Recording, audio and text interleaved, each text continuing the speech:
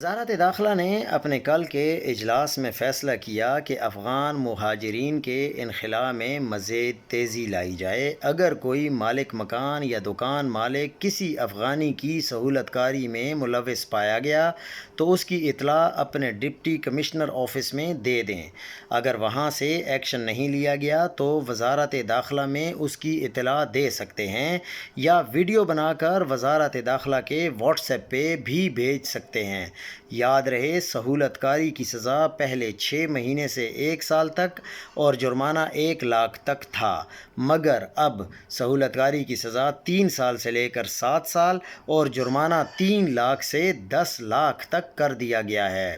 Deputy commissioner office جو بھی ہے آپ کا متعلقہ ضلع میں، وزارت داخلہ کا نمبر ہے 009251921226 اور وزارت داخلہ کا واٹس ایپ نمبر ہے 0244807765۔ افغان بھائیوں کے لیے پیغام ہے کہ ہم اپنے افغان بھائیوں کا بہت احترام کرتے ہیں۔